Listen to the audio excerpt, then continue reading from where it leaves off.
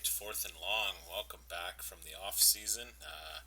Randy and I have missed football since the Super Bowl, where of course those shitty Patriots won, and really none of us have talked to each other. So we thought season's coming up. I'm sure we've all been thinking football, maybe some more than others. So we thought, why not do a preseason podcast and take a look at each division, each team, figure out just fantasy stuff. This is not real football projections, I suppose, but in a theory, it would kind of go hand in hand. So, what we're going to do is we're going to talk about each division. We're going to start in the NFC.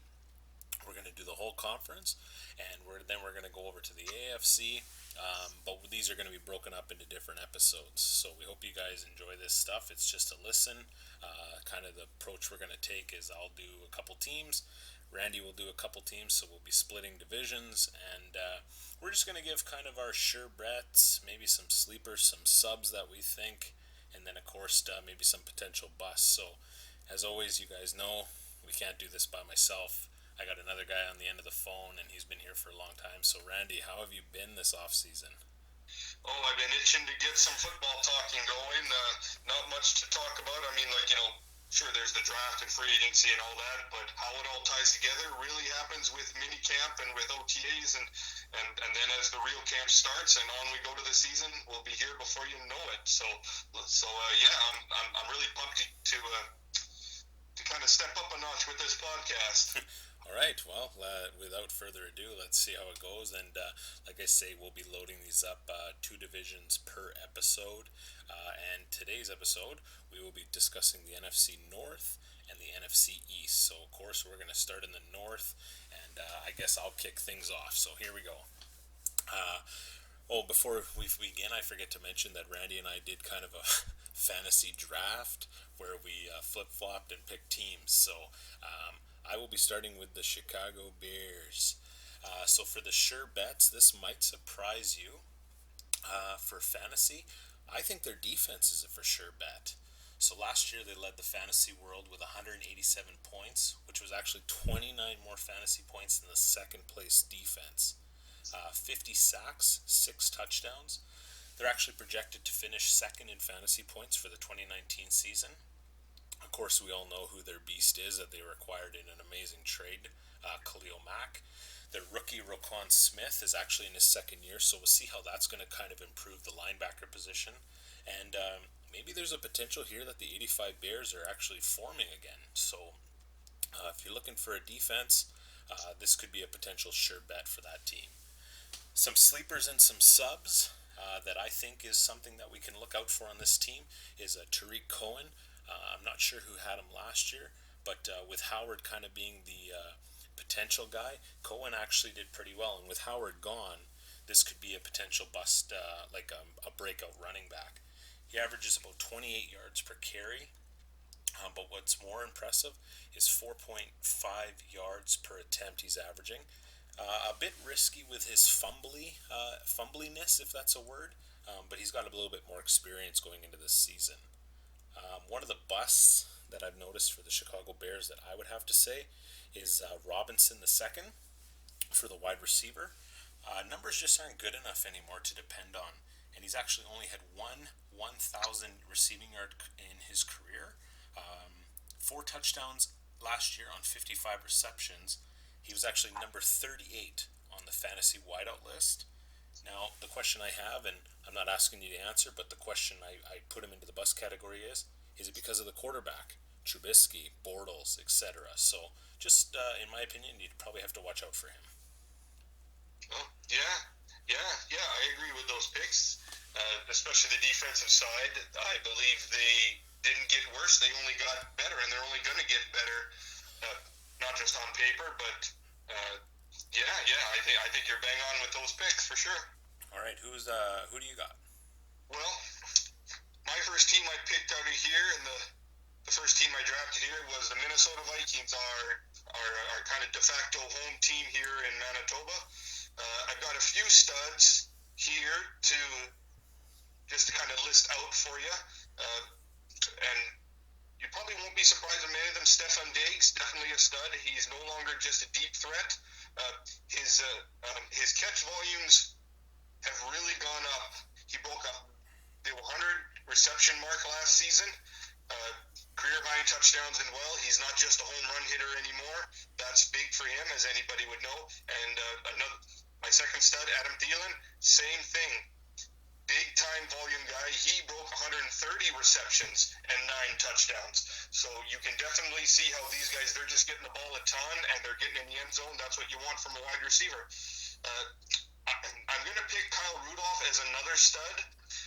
Obviously, with tight ends, nowadays the goalposts have to be moved in quite a bit.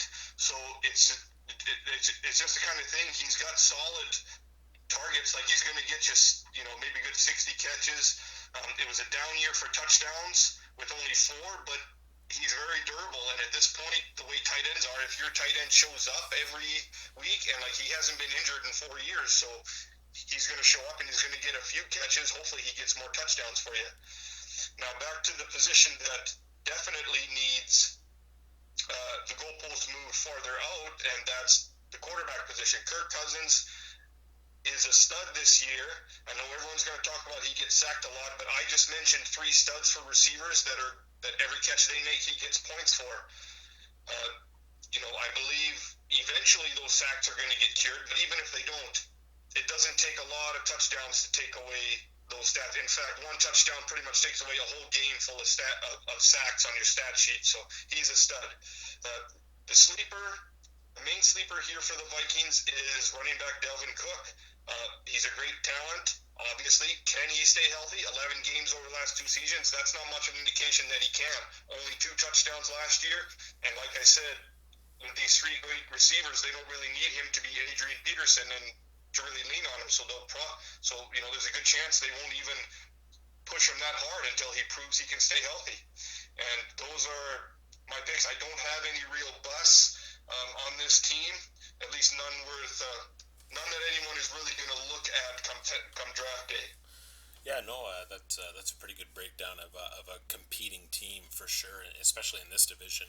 The one thing I agree with you is, what I would hope to agree with you on is your statement about Kyle Rudolph. I think with Diggs and Thielen, Kirk Cousins has to learn to utilize the tight end position, because with Dalvin Cook, if he's healthy, they do have some pretty talented weapons there. It's just unfortunate that over the years Rudolph hasn't really produced on what he could produce. He's like a poor man's Gronk. He's got the body type that can bang in that kind of close quarters in the end zone. So we'll see, Randy. I think that's a pretty good breakdown of the Vikings. My second team in the NFC North is the Detroit Lions. I'm going to skip ahead because for sure bets, unless you can think of something, I got 0. So I just said, prove it to me. Prove it to us as fantasy owners that there is a guy on that team worth picking up. That is like a for sure bet. However, sleepers, subs, depth, whatever word we're using to describe this category, I got 2 people here. Galladay, the wide receiver, he's a 1,000-yard receiver with 5 touchdowns, 70 receptions on 119 targets last year. Those aren't terrible numbers, especially since I'll get to him in a little bit. But he's averaging 15 yards per catch only in his 3rd year. So almost every time he catches the ball, it's beyond a first down. So he's capable of moving the chains. The other person I have here is Kerryon Johnson. I quite like this kid, actually. 641 yards last year, 3 rushing touchdowns on 118 attempts, but he's averaging 5.4 yards per rush, so basically half a first down every time he runs the ball, which gives you tons of options for the rest of your downs on an offense. Of course, he's a rookie last year. He's also got C.J. Anderson accompanying him in the backfield, who could maybe mentor him and maybe take some of that workload off, because we saw what he did when he went to the Rams last year late and kind of took that pressure off Gurley. But he's also got good hands. 32 receptions on 39 targets last year. So he's pretty reliable dual threat. Now, I think if anybody watched fantasy football last year for this team, you know who my bust is. It's Stafford. We all know it's unfortunate for him. 21 touchdowns to 11 interceptions. But the main item here that I think we have to point out is 40 sacks. Also, just because everybody hates Eli, Stafford had worse fantasy stats than Manning last year. just an FYI. So I don't even know if he's a QB2 option at this point. But the Lions, nothing really jumping off the paper here. Yeah, and like you said, with no clear studs, no clear sure bets, who's he going to rely on? So yeah, I agree with you on the bust side of it for Mr. Stafford. The sleepers are always kind of tricky because, like the name suggests, we're kind of on the fence about it. So yeah, I agree. There's potential with their young guys. I'm not totally sold on C.J. Anderson, but we saw what he did in the playoffs, obviously. But yeah, I just hope that if they time split too much in Detroit, that won't hurt both guys. Yeah, well, we'll see, right? But like I say, it's just there isn't really anything there to make me want to go draft that position, especially from a starting fantasy roster position. Exactly. You're kind of rolling the dice on a lot of the guys on that team. Yep. And okay, so with that being said, I am going to move on to the Green Bay Packers, my second pick for the NFC North. Let's start with the studs again. Devontae Adams, like what can you say about this guy? He broke 1,000 yards last year again. Over the last 3 seasons, he has 35 touchdowns. You can do the math. That's almost 12 a season. Like really, what can you say about this? He's still the best receiver on that team. He doesn't really have to share the load with that many people. He's a stud for sure. And then speaking of that, who's going to give him the ball? Aaron Rodgers, 4,400 yards, only 2 interceptions. Pretty amazing there. Touchdowns were down a bit last year at 25, but did I mention only two interceptions? He is great until he's proven bad. He's in that category. No one's gonna don't ever say he's over the hill until you know for sure, until you see it in front of your eyes. So he's a stud until proven otherwise.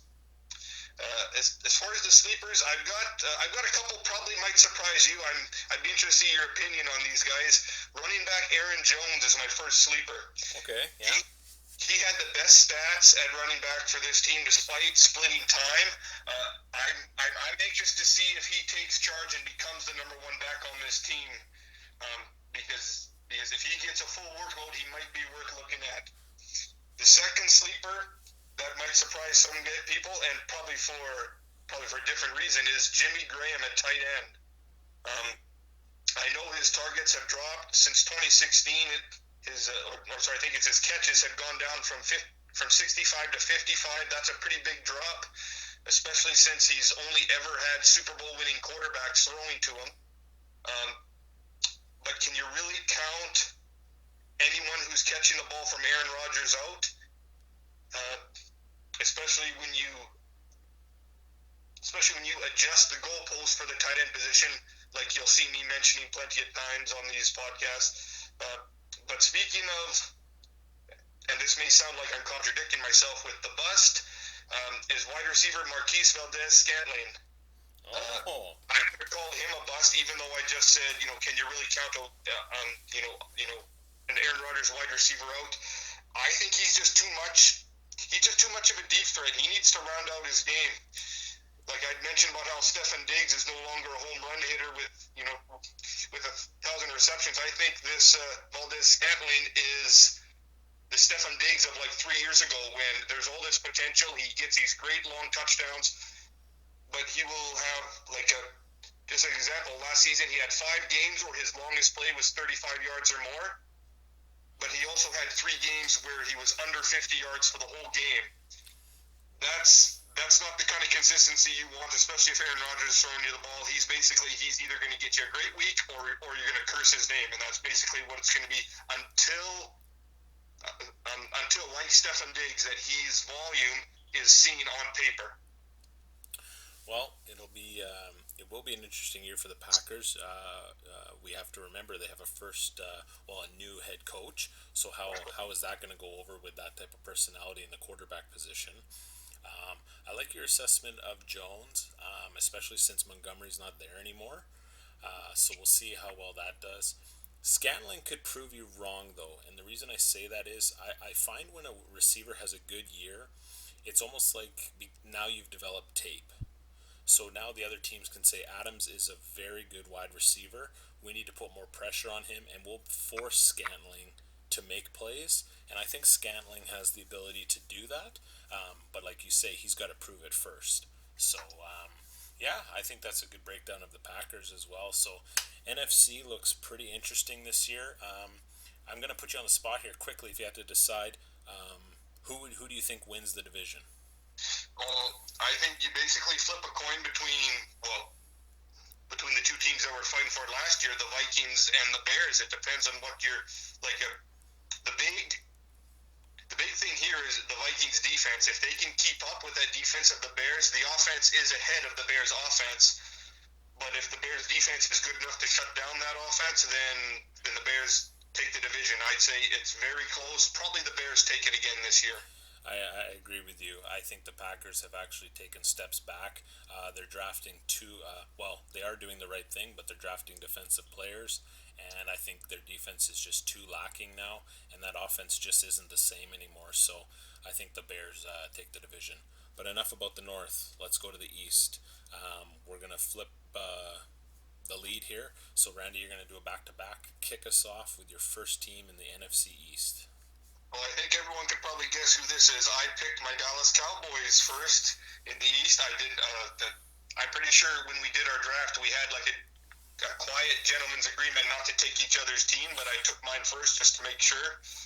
Although it would have been fun to see you talk about my Cowboys and see how many busts you had that don't belong there, But anyways, I'm going to start with my studs. These will be pretty obvious to most people here. Zeke Elliott, minimum 15 carries a game. His average is more like 20. Combined 9 touchdowns combined. That's catching and rushing. Each of the last 2 years, he doesn't get hurt. He gets all the volume. What more can you say? Not that you guys have to worry about drafting him, because I'm definitely not putting him out there. Dak Prescott, I'm going to put as a stud, and here's why. A lot of people are going to look at his stats and say they're just good.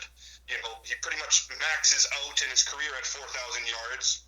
Most likely he's going to be around somewhere 35, 3,600, something like that. 22 passing touchdowns is okay, but that's only one more than you said Stafford had. 6 rushing touchdowns, which helps his stats a lot. But last year, remember, who his wide receivers were at the beginning of the year was like Allen Hurns, Michael Gallup. They got Amari Cooper halfway through the season, and he lit it up with them. Well, now he gets the whole year with Cooper. Jason Witten is back from retirement. Michael Gallup is 1 year older, and I'm going to talk about Gallup here in a little bit. He's going to have much more familiarity with his receivers this year than last year, so look for an improvement from him, and he even did okay. And my last stud is the Dallas Cowboys defense, and I know you probably don't expect me to say that most years.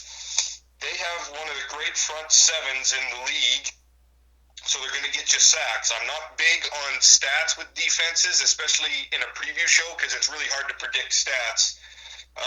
But the biggest thing about them is not just this front seven, but their schedule has a lot of easy offenses in it, and offenses that are tailor-made for their defense. I know you don't want me to tell you that the Giants are one-dimensional. They definitely are now that OBJ is gone. So guess what? A front seven going up against even a great running back like Barkley, that's tailor-made for it. If it was their secondary that was strong, you can say that's not going to, that doesn't match up well. But the Giants and the Skins, even the Dolphins, they get the Jets and the Bills as well. A lot of these teams are one-dimensional run offenses, and the front seven, the great front seven, matches up perfectly for that. So I think the Dallas Cowboys defense has a chance to do real good fantasy work this year. Now we're going to move on to the sleepers. I mentioned Michael Gallup before. He started last season as a rookie, getting about 1 to 2 catches a game, but those catches went up from 3 to 5. That was about his range in the last 4 or 5 games of the year. Look for him to take a step forward, become the number 2 wide receiver opposite of Cooper. He's probably not going to light up like Cooper is, but he's definitely trending in the right direction. Another sleeper is of course my man. My prayers were answered this year. Jason Witten has come back out of retirement. Assuming he hasn't lost a step, he's good for about 60 catches. Just keep an eye on his preseason fitness levels. Um, assuming he didn't get soft up there in the booth, he should be able to be a pretty solid, pretty average tight end. Like I've said many times, the tight end goalposts get moved in for us. As far as the busts for this team, I've got a couple. They're not really worth mentioning most of the time, but I'd hate to try to brag on my team and make it sound like I'm playing favorites here. So I'm going to pick my bus. Randall Cobb is he's on this roster at least um, at least at this point. Coming off an injury-plagued season, there's plenty of younger competing wide receivers in front of him. I don't see him getting any playing time. Allen Hurns, same thing. He played in 16 games, but he only started 7 of them. So what does that tell you about what the Cowboys think of Hurns? He had 8 games with only 1 catch. And like I said, too many young wide receivers ahead of him. Those 2 wide receivers, don't even look at him. Don't even say, I recognize that name. They're both busts. They're not doing anything for the Cowboys this year. Well, that was a breakdown of a Cowboy team, wasn't it? Yeah, I mean, we all know Zeke is Zeke. Dak can do things. I Well, if you call it now that he's a sleeper and it actually happens, I will go back and praise you because I know you got a man crush for him, but I just don't buy into the Witten thing just yet. But we'll see. We'll see. Yeah, with Cobb, I think there's potential there. You have to spread the love around, and because otherwise everybody's going to go to Cooper knowing what he did last year. So, but Dak has to adapt too, and thank God Zeke didn't even get suspended or penalized for his latest bullshit off the field. So that helps you guys out as well. So we will see. But on to the G-men, the New York Giants. Of course, I would break this team down. The sure bet is obviously Eli. No, wait, sorry, Saquon Barkley. Of course, it's Barkley. The dude's a stud, second only to Gurley last year in fantasy points. He's the only hope for this team right now. And yes, I am a fan, and I can say that. I have the right to say that. However, what an unreal rookie year, and I think even if Randy, you as a Cowboy fan have to appreciate the year this kid had. 2,000 all-purpose yards as a rookie. I believe that's only the second time or third time done in NFL history. I just hope they don't run him into the ground. That's my only fear here, especially with OBJ gone. I just hope they utilize him appropriately and get longevity out of him. For sleepers and subs, there's 2 here I'd like to talk about. Evan Ingram is an amazing tight end talent. The only issue is he's injury prone, but great upside. Very good yak, so yards after catch with an average of 8.5.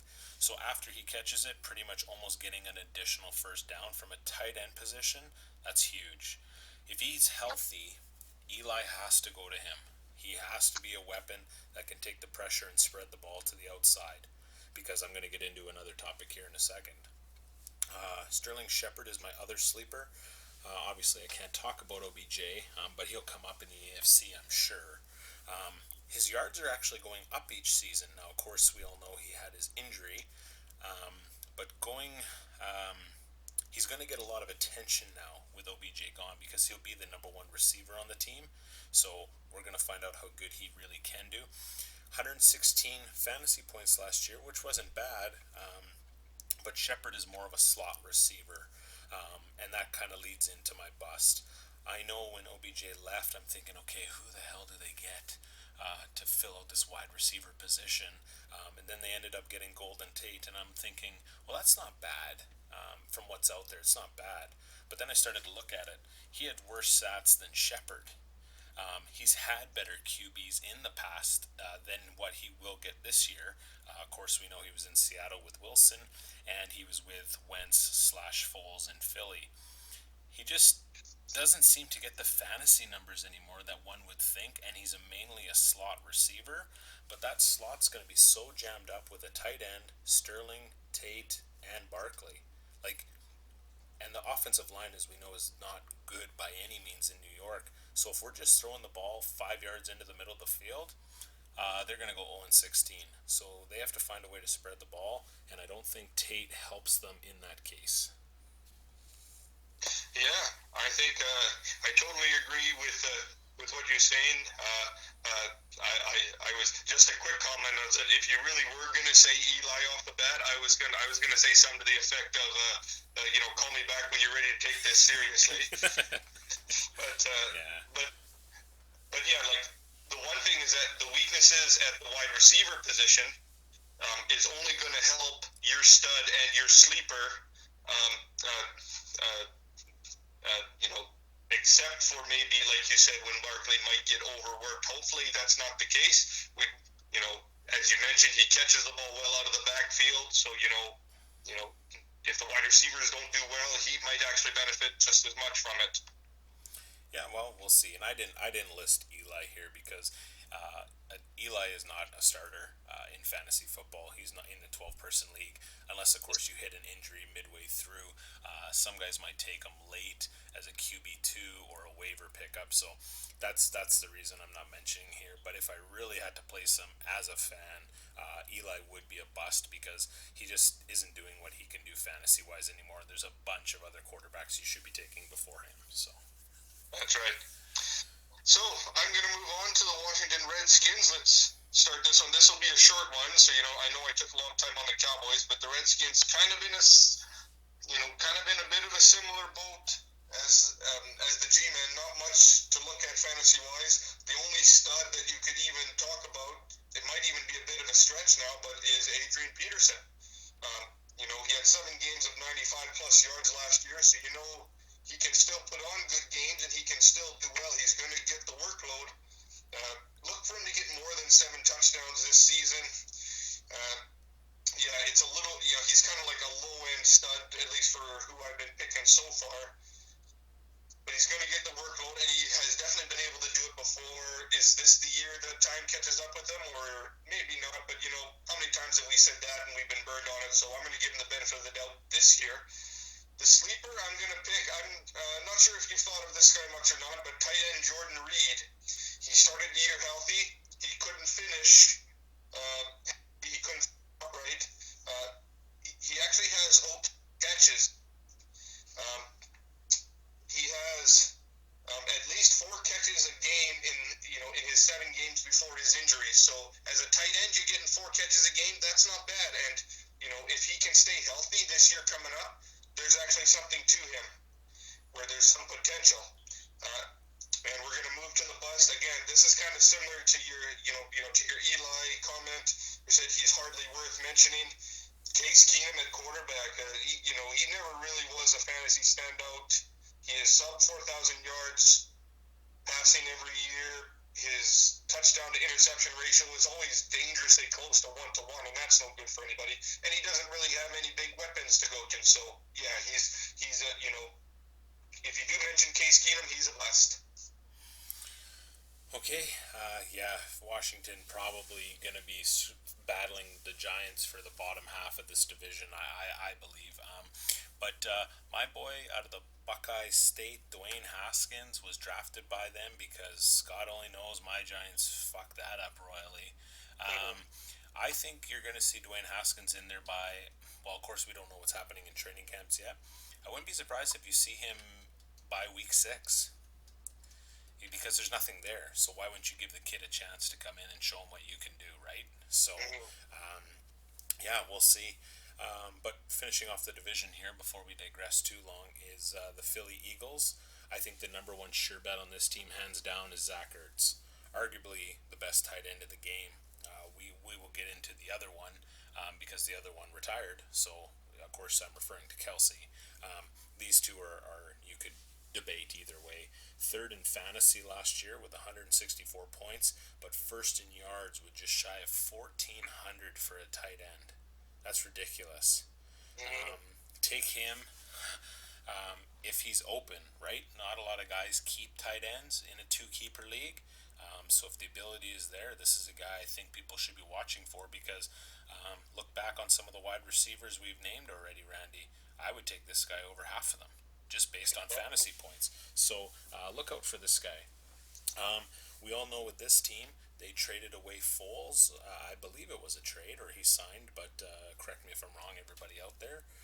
But so my sleeper here is Carson Wentz. The reason I put him here is because of his injuries. I'm just not sure where he's at yet physically. But 11 games last year, he had 3,000 yards, 21 touchdowns, 7 interceptions, but 31 sacks. And I think that's because he tries to do a little bit too much and delays in the pocket. But for only 11 games, for 3,000 yards, that's pretty impressive. Just be careful here because of the injuries, but I think he's good enough to take as a starter for sure, obviously. A bust here might surprise you guys. I got Howard as a running back because we all know he left Chicago to come here. It's very hard to run in a pass first offense. This is also tough because I kind of contemplated putting him here because he could get a goal line or red zone touchdowns.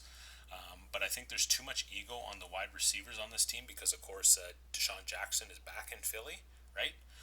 So he's going to want touches as well. And also, I just mentioned earlier, Carson Wentz likes to run the ball as well. So he might take those red zone TDs from Howard. So it's not a don't take, but I think there's potential here that maybe he doesn't live up to where people think he will be being in a new team because Doug Peterson is a very pass first offensive coach. So that's kind of my take on Philly. Yeah, I agree with you on that, especially how not even going to be much of a third down passing back because his reputation is that he's got stone hands, and if Wentz likes to scramble and run, he might even get more of those third down scramble for a first down rather than dump it off to Howard because he's not because unless he works on his catching this offseason, I don't see him being used all that much in those situations. No, so that's our breakdown of the for this episode. That's a breakdown of the NFC North and the NFC East. Please, if you guys listen, please give us comments. Of course, we're trying new things for the off-season stuff.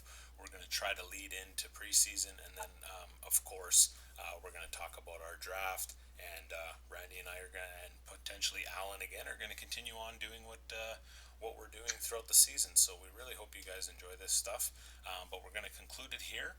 We'll be back next episode to conclude the NFC, starting off with the South, and then, of course, ending up in the West. So, hey guys, we're almost there. So, thanks for listening, and we'll talk to you guys soon. Have a good day, boys.